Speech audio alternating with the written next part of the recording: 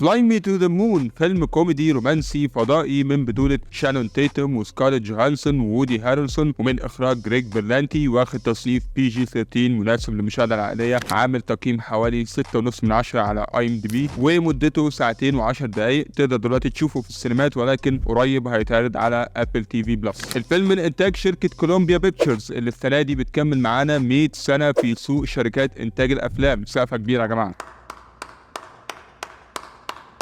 أحداث الفيلم بتدور في وكالة ناسا تحديدا في الستينات سنة 1969. بنشوف علاقة رومانسية بتنشأ بين مديرة التسويق كيلي جونز ومسؤول ناسا شخصيا كول ديفيس. بنتكلم عن كواليس مهمة أبولو 11 اللي هي رحلة الصعود للقمر، ال3 رواد فضاء اللي طلعوا على القمر وكان من ضمنهم الشهير نيل أرمسترونج. بنشوف الأحداث من منظور كيلي اللي كانت بتشتغل في البداية في مجال التسويق للعربيات واللي بتكون شاطرة جدا لأنها بتنصب على الرجاله وبتعرف توقعهم في شباكها. بيلاحظ ده مين؟ بيلاحظ ده شخص مهم جدا شغال في مكتب الرئيس الامريكي في البيت الابيض واللي بيكون في الوقت ده ريتشارد نيكسون. بيكلفها شخصيا لمهمه تسويقيه اكبر وهي مهمه التسويق لوكاله ناسا، تحديدا التسويق لمهمه ابولو 11. كيلي بتوافق وهناك بتتعرف على كول ديفيس. بندخل معاهم جوه عالم التسويق والبيزنس والساينس وايه اللي بيحصل جوه وكاله ناسا. من الاخر بنركز على الفتره اللي كان فيها ريتشارد نيكسون ماسك فيها رئاسة الولايات المتحدة الأمريكية. بنركز على السباق الأمريكي الروسي على مين اللي يطلع القمر الأول، مين اللي هيحقق هذا الإنجاز الضخم قبل التاني. الفيلم يعتبر كونسبيرسي موفي، فيلم مؤامرات. بنتكلم عن هل فعلا أمريكا قدرت تطلع للقمر ولا كل اللي حصل ده كانت فيديوهات متفبركة وإن هم جابوا ستانلي كيوبريك يعمل لهم زي ما عمل في 2001 سبيس أوديسي ويفبرك لنا فيلم الصعود للقمر ده كله عشان نقول للعالم إحنا أفشخ من روسيا، بينما الحقيقة هي إن محدش طلع القمر ولا حد طلع من الغلاف الجوي اساسا، بل اصلا الارض مسطحه. الفيلم كليشيه بكل ما تحمله كلمه كليشيه من معنى، وبسبب كميه الكليشيهات دي انت حرفيا مش هتفتكر